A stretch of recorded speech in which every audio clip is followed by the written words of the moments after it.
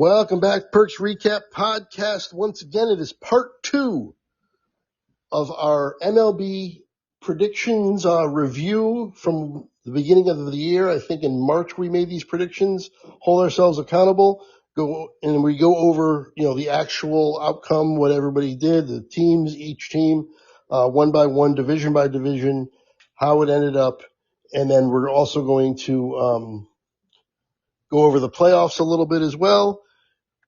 Part 1, make sure you check that out. That had the AL and NL East and the AL and NL Central. We went over those already. We're going to do the AL West and the NL West in this one. But first, there's some breaking news. Welcome in Al and Jordan. But Jordan, why don't you take this? You got some breaking news. So breaking news is we have 2 firings going on. Number 1 is Bob Melvin won't be returning to the San Francisco Giants, and then just reported maybe the half an hour ago, I just saw the message now, is that Rocco Baldelli will not be returning to the Minnesota Twins for the 2026 season. Now, the Bob Melvin one is not that infuriating or anything, although the Giants did play well and they were kind of in position to contend for the last wild card there for a little bit. So that's I wouldn't say surprising, but not the end of the world. But the Rocco Baldelli one, I know you have some strong feelings about. I just have this because, I know everyone's like, oh, well, someone's going to be held accountable. And I've said this, if you have ever listened to my pod, he's the one that just puts the line about and brings the team to wherever the general manager and the owner give him. So to me, I just think it's dumb to fire him because no matter who you're going to bring in, it's gotta be bad. But for me, it's just, like I said, it's not his fault.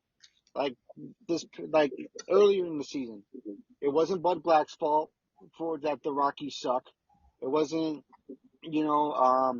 Brendan Hyde for the Baltimore Orioles, or, it wasn't Derek Shelton's fault for the Pittsburgh Pirates. Yeah, I mean, these teams are not constructed well. The players are just simply not up to par. So there's only so much a manager can do. And plus, Minnesota just basically sold everybody at the trade deadline as well and became one of the worst teams. That's what I was going to say, Craig. Is he's not the guy that traded away half their starting roster in July. Exactly. So I don't know. I just get, to me, it gets mad. It gets me mad that a team that does that and goes for a rebuild just fires a manager. Like, it will make sense if, like the Red Sox or the Dodgers, who are expected to win, ended up sucking, and he's like, okay, maybe it is time for a new voice. But when you have a guy who's, it's not really a well-played organization, it's not his fault. It's not. No, it's not. I understand it's someone's got to be held accountable. Do better. Build a better team. Yeah. I agree. And I have nothing against Rocco either. I think he could probably be a good manager with a good team. I think so as well. He really knows how to extract the team really well. All right. Well, let's move on to the NL West here. We all had the Dodgers winning, and they won. Ho hum, the freaking Dodgers. We all had Arizona coming in second, and as a wild card, and we were way off. They came in fourth. This is another division where we all had the same order. We all had San Diego coming in third. They came in second and actually got the wild card. Then we had San Francisco coming in fourth. They came in third. And we all had Colorado in last, and they came in last, and they were the worst team in baseball. And, the Dodgers, they Ohtani, all that, and the high payroll, and they did what we expected them to do, and they're going to be a force in the playoffs, although I don't know how their starting rotation is going to break down because they've got like 9 starters. Yeah. I was trying to figure out who they were going to start in the wild card round, and I couldn't. I mean, it's probably, I think I can take a couple educated guesses for sure, but it is no guarantee. I mean, you got, like you said, you got like a billion dudes for 3 spots. I'm not sure who it's going to be Well, for. the thing is too is they might piggyback people. They might have somebody go in like for like 3 or 4 innings, and then have another one of those starter types for another 3 or 4 innings. Well, they're certainly going to do that, assuming Ohtani starts a game. That'll certainly be one of them. He's not giving them more than 4 or 5 innings tops. Right, right. Yeah, they're a fascinating team, and listen, we got to give them credit because, we know from the Mets' epic failure that money does not guarantee success, but it is just boring every year.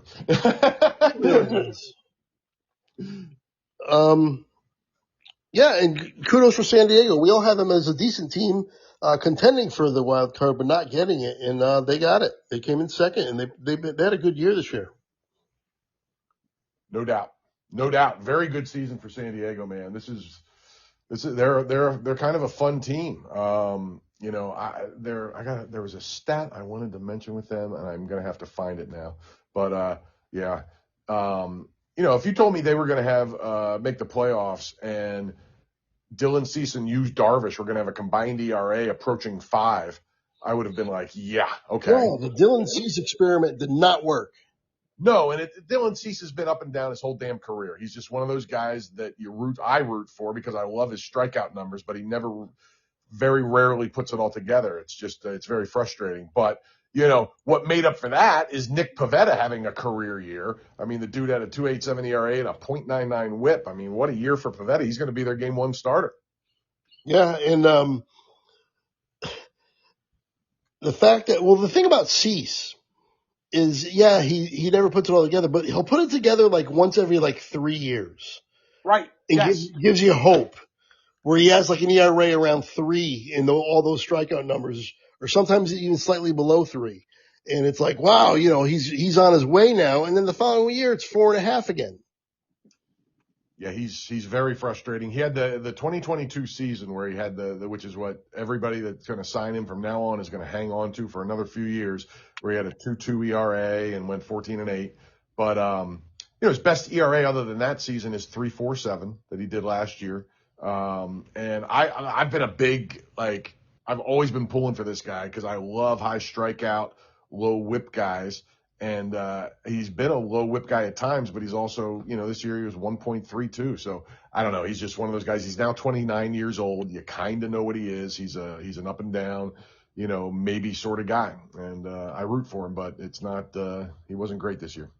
Yep. Jordan, what do you have to say about the Dodgers and Padres? Yeah, I mean, like we said, we expected the Dodgers to win, but let's also not forget that in my opinion, all around, I don't think they're a dangerous team as they were in the past. Yes, the pitching is good, the hitting is good. That bullpen sucks. Like, we're used to the Dodgers winning division, 10, 11, 15 games. They won it by 3. And they don't have the number 1 seed. They're playing in the wild card round. Yeah, yes. Which, to me, and also, you want to talk about straight cockiness? I understand you're playing against the Cincinnati Reds, but anything can happen. And I think, regardless, either way, they advance or they don't, they hurt themselves because I do not trust Sasaki. Yeah, I don't think they're nearly as dangerous as they were last year. The only thing is about that bullpen, they might be able to mask it by using some of these other starters as relievers, like they did last year. Yeah, but but you're not. But they're thinking about using their best starters. Okay, that's cool. You're putting Glass down in the bullpen. But let's say it gets to a game 3, then who are you pitching? Because you can't, for whatever, God knows why, or hell, I don't even think they know why. Why are you not putting Clayton Kershaw on the roster? Yeah, yeah. Because let me tell you, because this is my thing, is before Sasaki got hurt, yeah, okay, the first inning was good, but then when it came for a second inning or third inning or even a fourth inning, he was all over the place. You're really gonna trust him again? And all these, reporters and all these things are, oh, he looks really, really good. Yeah, because he's only pitching one inning. I'm not gonna trust him with a second inning. The Dodgers were smart. Game one, you would pitch Shohei Ohtani, have him go 5 innings because they could be lights out, and then you put Kershaw for the next 4. And then game two, okay, Snell, my regular bullpen. Game three, again, Kershaw, 4 innings. If they made it there. Now, if the plan is, oh, maybe we'll use Tyler Glass now, but then who you're pitching game three? You have your 1, 2, 3, you have it set up for any division. Ohtani, Snell, Glass now, and you're looking to risk it all by putting a young kid in on a big scenario. Not saying he can't do it, but the times he's pitched against some teams who are not there. I think he even pitched against the Phillies, and he kind of was actually really bad. It's like you're kind of ruining your expectations here because that Oh, how bullpen great. is the worst bullpen Yeah. ever. How great would it be if the Reds knock him off? Oh, I that'd think be so cool. I wouldn't be surprised if they would. It wouldn't be as surprising as you might think just based on the records. I'm with you. But I don't trust Scott. I don't trust Kirby Yates. I don't even trust Blake Triton, who's been there for years. Tanner Scott signing was one of the biggest busts in free agency. It's unbelievable. He was so good. Everybody wanted him, including myself for the Phillies. And thank goodness the Dodgers took him off all our hands. 4.74 ERA, 10 blown saves. Unbelievable. I think that's the part that's gonna hurt him Yeah, I because agree. you are I think they're so adamant that they're gonna win in advance. Is like, oh, we're not gonna put Kershaw in. You should have put him on because now let's play the what if is they don't make it. His last year and his last start is going to be on the road against the Seattle Mariners and not in the playoffs in front of his hometown. Yeah, that's a bad job. That's just a bad job. Yeah. It, No, that's a yeah, great point. Great point. and I don't know, and it's not. It's like it's not. I shouldn't say that they're not good, but also Betts. Ever since he's been with the Dodgers, he hasn't been that good in the postseason. Yeah, they've definitely.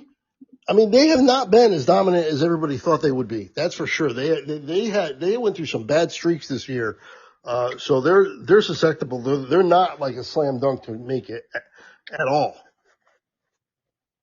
I agree. I agree with both No, of you guys. Absolutely. No, they're a good team, but they are not a great team this year. I'm with you. no. As for the Padres, though, I don't know what's going on, but the Padres have been really well. I'm going to say to the point, I don't like it personally, but they have the lead going to the 7th inning. I think they're calling on Mason Miller to go at least 2 innings if they have the lead. Well, he's I been everything you wanted him to be when they traded for him. I mean, He's been phenomenal. And then yeah, the starting pitching, I'm iffy with, but also you want to talk about teams that got hot at the right time. It's the Padres. yeah, They, I think, I know this is probably a big a hot take, but if I'm playing a postseason where I know I can't always hit the home runs and play long ball. I gotta play small ball. I'm taking the Padres 1, 2, 3 anytime in that lineup, which is Tatis, Luis Arias, and Manny Machado. I'm taking that anytime over anybody because I got speed and I got hit for contact both 1 and 2. And when those guys are on, they have plenty of speed. And then my third hitter could drive in both runs and make it a 2-1 ball game in the blink of an eye. Yeah, I agree. That's a nice 1, 2, 3. I mean, there's some other good ones, but I mean, I do like my Phillies: Trey Turner, Bryce Harper, and Kyle Schwarber. Oh yeah, but It's if it's good enough that you're splitting hairs. I'm with you. It's an excellent one, man. I'm with you yeah. 100%. And it's arguable. There's a couple other teams you can make a case for, but it's arguable they have the best bullpen in the playoffs. I mean, not only do they have Mason Miller absolutely just destroying people, but they have a good enough closer that they didn't make Mason Miller the closer. Robert Suarez, who, say 40 games this year, had a 2.97 ERA, 0.9 WHIP, and on top of that, they have Jason Adam, who had a 1.93 ERA in 65 appearances. I mean, Yeah, that's their you're talking bullpen about is 1, loaded. 2, 3. Who? Sorry, Craig. Yeah, their bullpen is loaded. Yeah, for sure, man, for sure. You can make a good case. It's the best one in the playoffs. I think I read somewhere since like the trade deadline, or I think even the All-Star break. It's one of the two. I gotta look it up. But they have like the best ERA in all of baseball. Yep. Like that's how good it is. Right on. Absolutely. No. Yep. Yeah, they're an interesting team going into the playoffs. They really are. As for San Francisco, Arizona, they came up short. They both made a playoff push towards the end. Came up short, didn't make it, and now the Giants will be having a new manager, so we'll see where that takes them. If that gets them over the top, Can I just name who I think might be the manager? of course. Well, Buster Posey is now the president. If he wants it, I'm just saying if he wants it. We don't know how he's going to be. Wouldn't it be great to have Bruce Bochy back with the San Francisco Giants? Oh, I love it. Oh, yeah, it would be great. But doesn't he? Didn't he say he was done? Like he retired? He's done? No, he said that he'll give it some thought Oh, okay. about managing again. So I'm just saying, throw my hat. Just ask him. It can't hurt. Hey, you want to manage this team again? Let's go on one more run. Let's try to make it far into the playoffs. I like it. Also, Absolutely. before I forget, I'm sorry, I didn't mean to, but for the first time in 20 years, the San Francisco Giants finally got a player to hit 30 home runs. Yeah, that's right. That's right. Willie Adames hit his 30th home run yesterday, and it's the first time in 20 years. That's crazy. That's bonkers, man. And they had two guys on their roster that hit 30. Just the other guy just didn't do it all while playing for San Francisco with Devers. Yes. The Yankees had 4 this year. I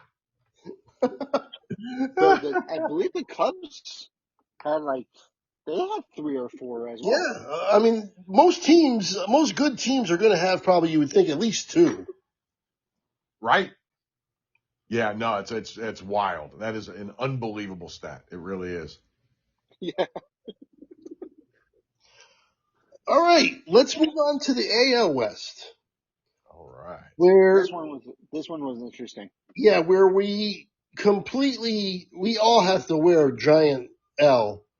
We had we all 3 of us had Texas winning this division, and they came in third. I had Texas, then I had Houston, then I had Seattle, then the A's, and then the Angels. Al, you had Texas, Seattle, Houston, A's, Angels, and Jordan. Actually, you were the most off of us because you had Texas, Houston, Angels, Seattle in fourth, and then the A's. And Seattle, of course, wins the division. Houston, they're the only team that made the playoffs out of this division. And thank God for the first time since 2016 or 2015, the Astros are not in the playoffs. Good riddance. Hope you never get back. Hurrah. Yes. All right. Have fun with your trash cans. Yep. Later. Can I give myself bonus points, though, for if a player did good? Sure. Can I give my half a point? Because Every time I talk to Al and I bring it up, he still thinks, I don't Oh, know. I can see into the future. But I want to give myself like a half a point because I said Joe Adell is going to have a good season. Dude, I still don't know how you pulled that one out of the magic hat. That there was almost nothing to indicate that was going to happen, and you did it, man. he had a You know, great year. yeah, he batted 207 for 2 years in a row prior, and one year he only played 17 games, but the year before he played 130 games and batted 207. And this year he had 37 taters, 98 RBIs, 778 OPS. I mean, it looks like he has a future in baseball again, where it looked like he was an absolute bust. So good kudos to you on that for sure. I brought that up every time I talk to you this season. I know, that's why I had to bring it up to be like, I love it. Yeah, good one. Real good one. I mean, all the swelling around Texas too, the helium with Texas, we all bought in, and boy, did that not work out at all. I mean, they had some injuries, but they did not do anything close to what I oh, thought they were going to do. they were bad injuries. Like Evaldi, who was like their best pitcher, Yeah, he got out. Marcus Simeon got out, and then Seager got out. Garcia was like hurt 3 or 4 times in the last month. They just had some freak show injuries. I mean, it happens. It happens to the best to all the teams. Regardless if they want to admit it or not. But yeah, it was a freaky loss too. It was, we all thought, okay, maybe last year was a fluke, but nah, I think they just got to add some more because even the acquisitions they added didn't really play well this year. nope, Jock nothing, Pearson was one of them. yeah, nothing worked. Yeah. Nothing. Um, So and as for the quick note, are the Angels ever going to release Mike Trout from prison and let him go to okay, contender for so once, please? we so I don't remember. I think it was just with Al when we Yes. talked about this on a pod. He said he didn't quite say no, but he didn't quite say yes either. Because when they played the Phillies, he said that he did like how it was and how it's, he loved to play here because the fan base is good. He's like, but we'll have to see what happens. So he kind of didn't say no, but he kind of didn't say yes either. So I want to know if maybe something this year Yeah, because they're not they even do. close. He's got to see that by the time they're good again, he's going to be done. They're not even. I mean, they came in last place in the division. That's the All right. thing, Craig, is like it's astonishing because it's not the Angels, it's him. It's not the Angels. I'm sure they would have loved to have dumped this contract in the last 3 or 4 years, and Yeah, as he's and been he always wants to declining and stay. injured. But he just won't leave, and I don't understand it. And I mean, Philly would, even in his declining years, the Philly would love to have him for, even and overpay him to play 100 games. You know what I mean? Like, That's all you can really count on. But even at his age now, those 100 games will still be really good.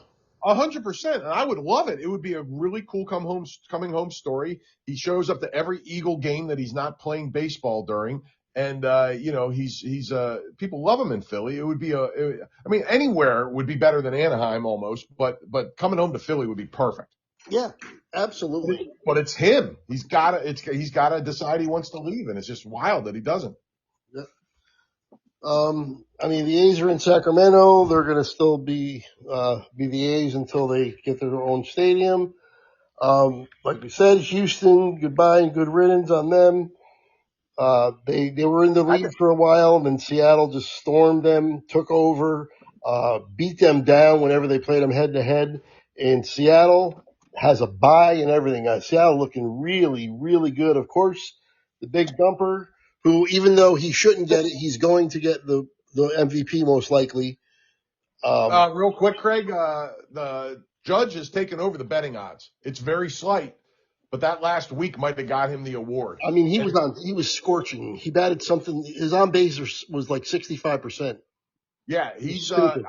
I think he might get it now. And there's interesting history going on here because You sent us that text about, can you tell the viewer, do you know that number, that thing you sent us off the top of your head? I know a couple, but hang on, let me see if I can pull up the one. While you're looking it up, I'll give you the history on the other side of it, because you have two things on Cal Raleigh's side. You have the fact that he's a catcher, which is big, and you also have, there's only, I think it's 2 players in the history of Major League Baseball have hit more than 60 home runs and not won an MVP, and that's Sammy Sosa twice and Mark McGwire. Right, but also he would be the lowest batting average in the history of the MVP in either league by like over 20 points. No, the lowest batting average to ever win the MVP is like 268, and he's batting 240. Yeah, fair. Yeah, absolutely. But there's history on the other side of that too, and people care less about batting average than ever, because Kyle Schwarber's in the race and his batting average is almost exactly the same. Right, but I don't think either one. Well, Riley might get it, but I don't think Schwarber's going to get it. But it doesn't matter. Well, here's one thing. If you took 108 or you took 200 points off of Kyle Raleigh's OPS, he'd be an average MLB player. If you took 200 points off Judge's OPS, he'd be Kyle Raleigh. That is good. That is good. And batting averages, doesn't count as much, but it's not still like counts. It still counts a little bit, and it's not like he's got him by like 20 or 30. He's got him by like 90. Wasn't there a stat that if Raleigh went 100 for 100, he'd still have a lower batting average? That's what it is. If you gave Kyle Raleigh another 100 at bats and he got on base every single time, his on base percentage would still be lower than Judge's. That is amazing, man. Yeah, I think Judge. Listen. I was vehement when we last talked about a month ago that Riley was going to win, because at that point, it was a big enough. The catcher thing and the home run thing, I just thought was going to be enough. But Judge caught fire again, and I think he might exit out now. The only reason he won't now is voter fatigue and the catcher thing. Yep, that's it. The catcher thing and the voter fatigue is the only reasons. Because other than home runs and RBIs, if you want to count stolen bases, but neither one of these guys are doing anything for stolen bases. He's got them by like 2. Yeah. Other than that, Judge leads in 11 categories. Not just baseball, and not just the AL, all of baseball. He's got 11 categories. Yeah. No, it's listen. I was on the Riley side of this a month ago, but I am now on the Judge side. But I can't. I'm very curious. It's going to be one of the closest MVP votings of all time. I can't wait to see. I think the fatigue and the catcher thing is gonna give it to Riley. But in my opinion, Judge should get it. But I kind of doubt it. But that's okay. If he gets a ring, I won't give a shit. You're right. And neither will he. Oh, I love it. But what do you think, Jordan? Oh, did we lose Jordan? Okay. No, sorry. You said my name? Yeah. Sorry. I was just asking what you thought about the MVP race there between the big dumper and Judge. I don't know. I still think it's got to be Cal Riley. He, broke a lot of records this year. Most home runs by a catcher, most home runs by a switch hitter. He did break a record that Mickey Mantle held for 60 some years, and that's pretty damn impressive. Yeah. And so I don't know. I'm like, Judge set records too, though. First player to hit 50 home runs and win the batting title since like the 40s. Yeah, there's really good stuff on both sides. And also 50 home runs for four seasons. Only 4 other players have ever done that. And he did it. And then 2 of them are McGwire and Sosa. So do you even really count those? Right. And then the other one's Babe Ruth. So,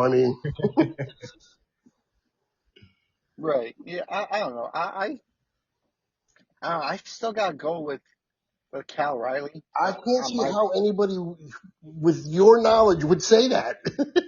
I can, because it's close, man. It is close. The catcher position gets big weight. It really does. Yeah, I guess that's what it is if you think that it gets big weight, then that strengthens your thing. I give it not no weight, but not nearly as much as everybody else. I don't think it's that big a deal. Plus, WAR takes in consideration defense, and Judge has a 2-point WAR on him. Well, we're going to get into the vagaries of WAR when we do our best hitting seasons of all time. But right. But like a good WAR for players like 4 or 5, like a 7 or 8 is like a really, really great year, and Judge is at 10, almost 11. It's insane, his numbers. And, yes, however, I don't know if the you vagaries heard of WAR are ridiculous, and I don't see how a good defensive catcher cannot be getting more credit in the WAR category than a good defensive right fielder. It doesn't make any sense. I think he does get a lot of credit for it.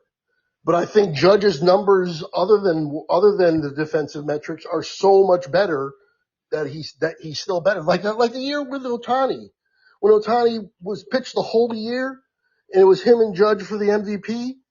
And Ohtani had a great year with the bat and was a really good pitcher. And Judge's WAR was still better than Ohtani's that year because his numbers are stupid. Yeah, well, I just can't jive with any argument that's based on WAR, and I'll give you an example.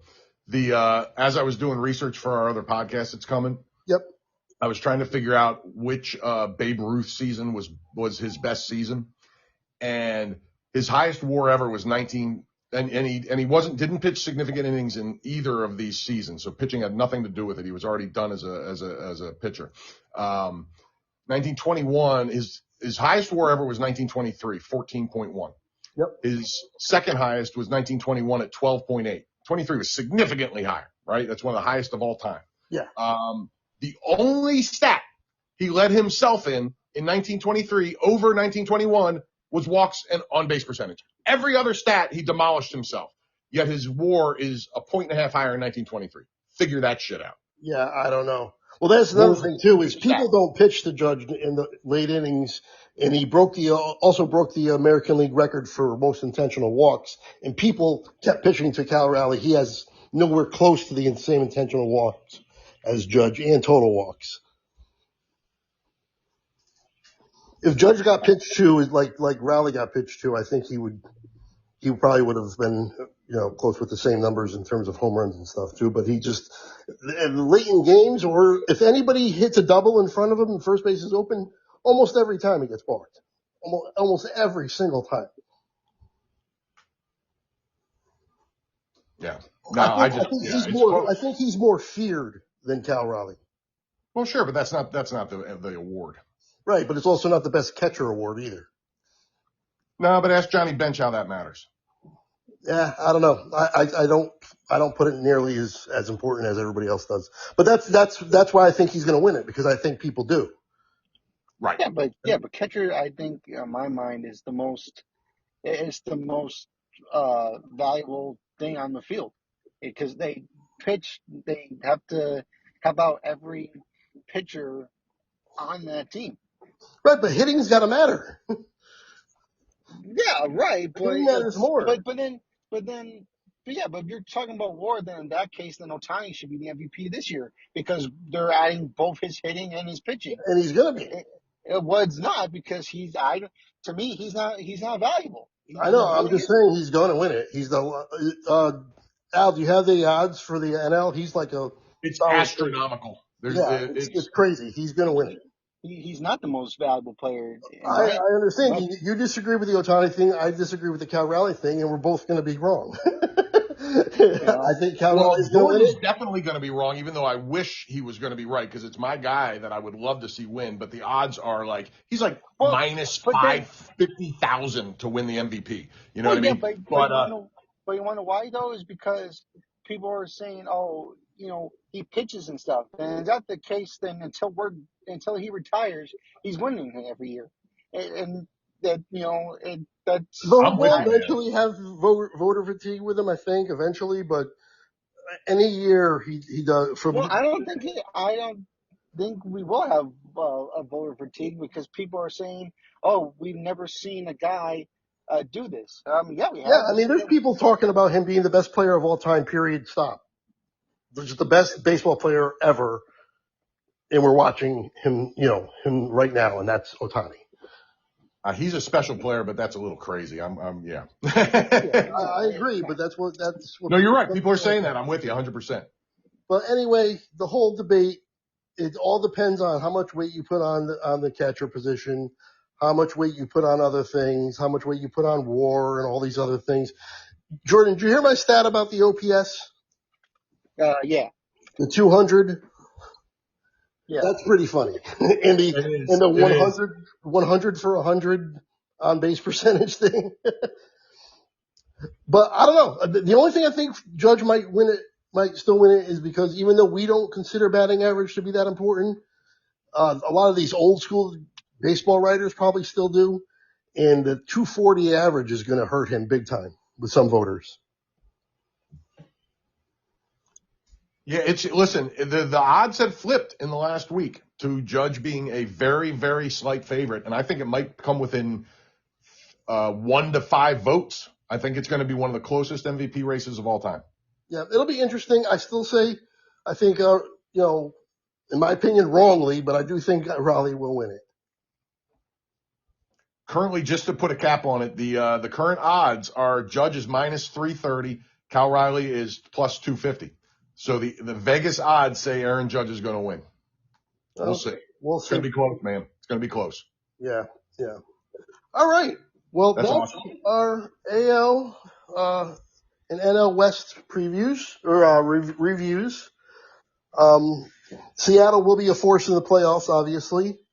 They have a really, really good team. Their pitching is excellent, and they can definitely go all the way. Real quick to go over what we thought was going to happen. We only went to the ALCS. We didn't go any further back than that. But I have Texas and Boston in the ALCS. Well, one of those could happen. Yep. Al, you have the Yankees in Boston in the ALCS. You're around early because that's. Yeah, I got around. That can't happen, unfortunately, for my prediction. But yeah, one of them's going to get there. One of them has to get there. And Jordan, you have Boston and Kansas City. Yeah. And then in the NL, I had Atlanta and the Dodgers. Oh God. Al, you also had Atlanta and the Dodgers. Ha. And Jordan, you have the Mets in Arizona. Wow, I was way off. Holy shit. Oh shoot, man. Well, none of us look awesome. Absolutely not. So let's Oh, and then the World Series, I have Atlanta beating Texas. You have the Dodgers beating the Yankees, which I guess could happen. And Jordan, you had Boston over the Mets. But let's give some predictions on the actual playoffs that are going to happen. Let's do it. Where do you want to start? Let's go NL first because we've been doing NL first the whole time. Okay. Okay. Who wants to take it? I wrote them down. If you guys need to think about it, if you want me to go first, or how do you want to do it? Are we gonna go? You want to go round by round, or you want? Yeah, let's go round by round. We don't have to over explain. Just give the pick, and if you want to say a little blurb or whatever, go ahead. We already talked about everybody, so. All right. If I have to do round by round, I guess I'll take the Dodgers over the Reds, Padres over the Cubs. Then I'll have to do. I'm going to take Philly over the Dodgers in the division series, and Padres over the Brewers in that division series. So I have what? Yeah, Padres, Philly. I think Philly goes all the way. Philly over the Padres? Yeah. All right, well, hold off on the World Series. Mm-hmm. All right, so Al, go ahead. Okay, I'm taking the Dodgers over the Reds too. I'm taking the Padres over the Cubs like Jordan did. But in the next round, I'm going to take the Brewers over the Padres. I will also take the Phillies over the Dodgers. So that gives me a Philly-Milwaukee NLCS, and I'll take the Phils.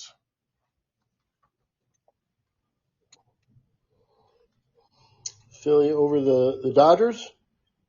the Dodgers in the NLDS, and then Phillies over Milwaukee in the NLCS. Okay. I'm going to go the Dodgers over the Reds as well.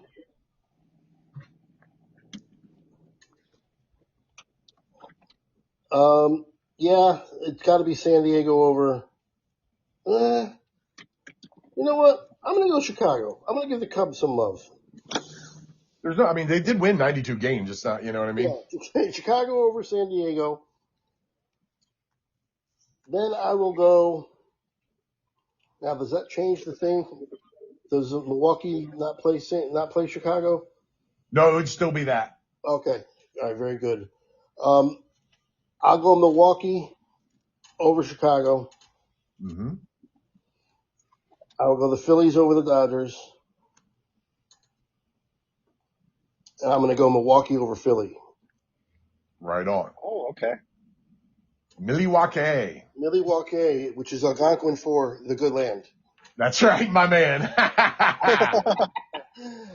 If you know, you know, right? We're not worthy.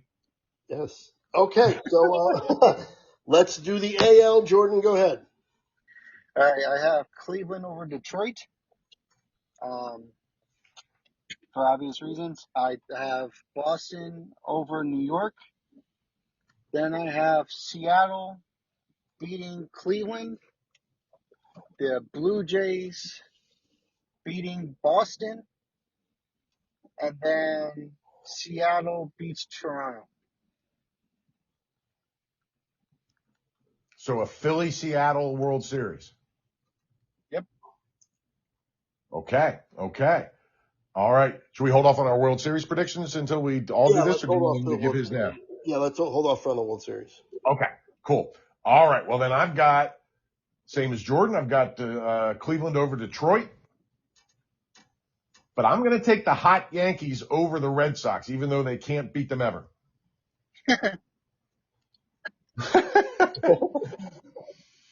Which sets up the Yankees versus Toronto in the ALDS. And I'm going to take the Yankees there again. And I'm going to take Seattle over Cleveland to set up the Yankees versus Seattle. And Judge gets his revenge for losing the MVP award, if that happens. The Yankees go to the World Series, setting up a Philly-New York rematch from years ago. I'll tell you what, if the Yankees can get by Boston, I don't see much resistance from anybody else. That's what I thought. I think if they could get by Boston, they have a really good shot of going all the way. That's what I thought, Craig, and I feel shakier about that first round than any of the other picks. Yeah, I'm not sure about Toronto. And whoever wins Seattle, Cleveland, I just can't see the Yankees losing to them. But of course I could be wrong, but the hardest part is the Boston part. Yeah, I agree. Okay, I'm with you guys with Cleveland over Detroit. I am going to emotionally hedge my bet and take Boston over New York. So if they lose, at least I got this right, and if they win, I don't care that I got this wrong. I love the emotional hedge. Then I'm going to go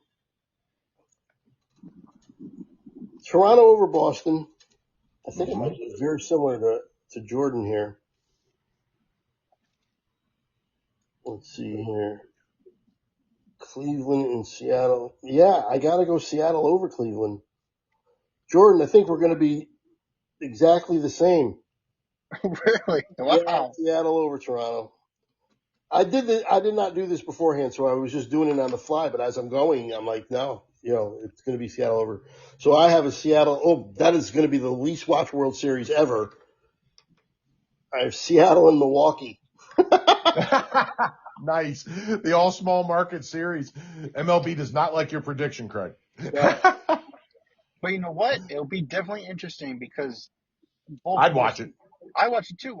Because both teams has never won a World Series, so that would definitely get me excited.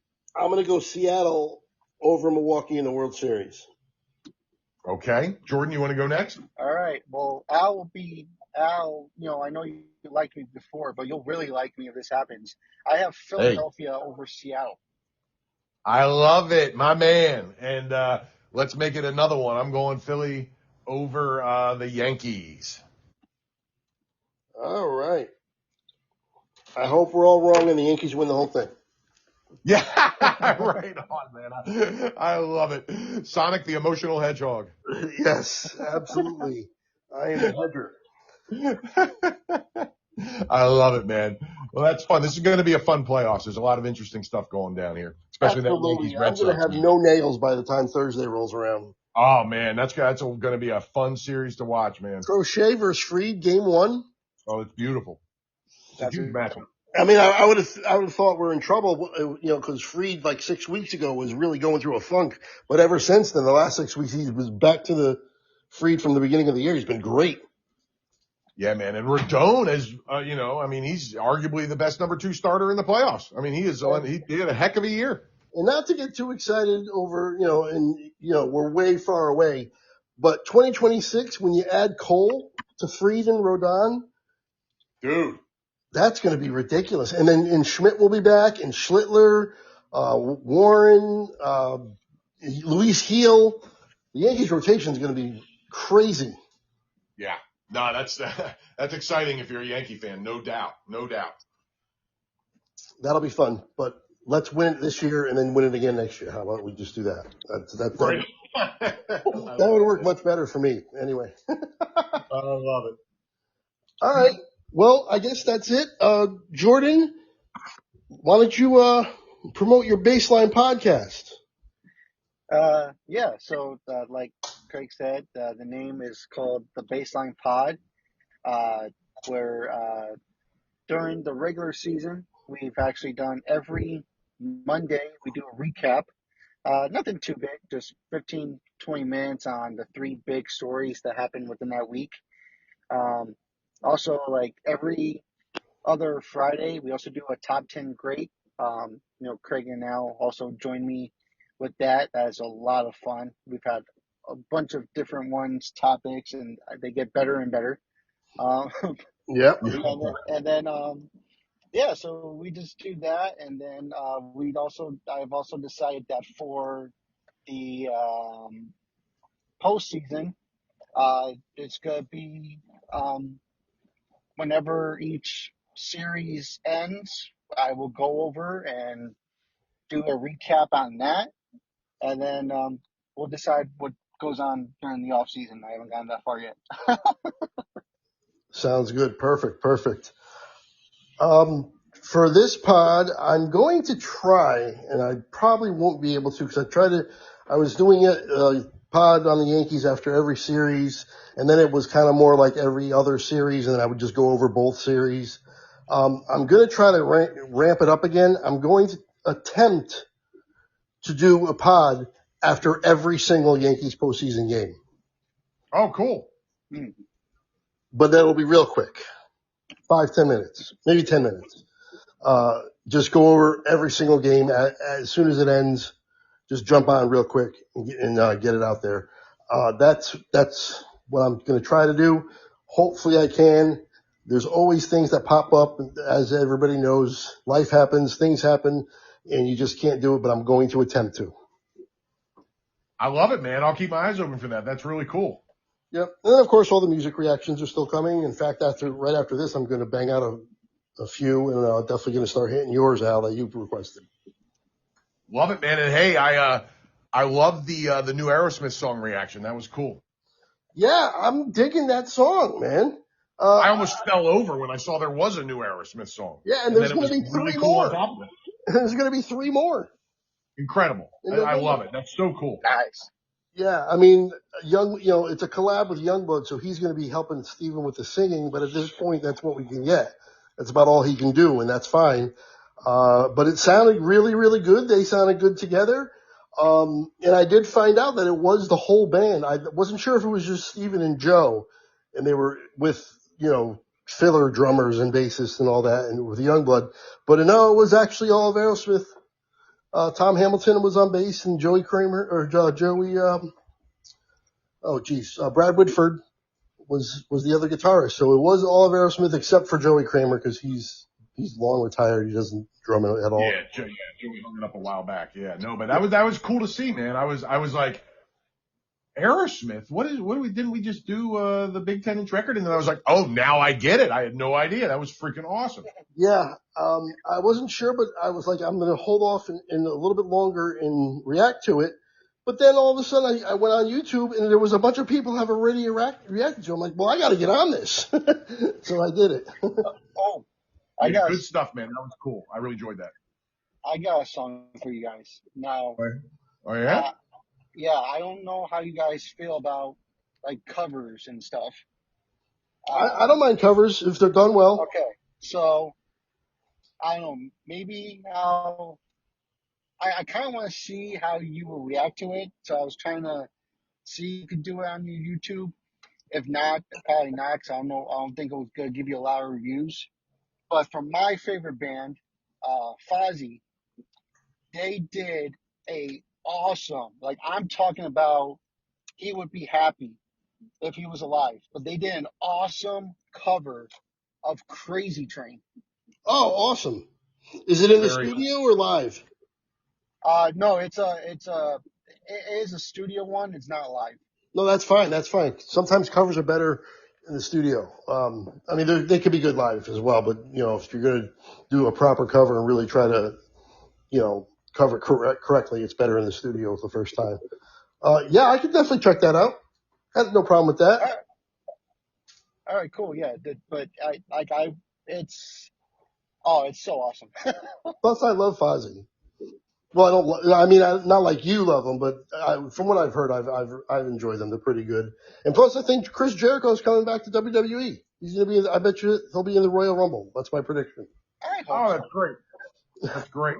Yeah, and Fozzy's. I checked out. I don't know if I ever told you, Jordan. I went on a little bit of a Fozzy tear after we talked about him, and they are very, very good, man. Very good. Oh yeah, I got like my top 20. I mean, we could probably do that like a different podcast, but I got like songs out of the wazoo. I'm so awesome. Well, the world has been clamoring for a top 20 Fozzy podcast, Jordan. Even if it doesn't know it needs it, it needs it.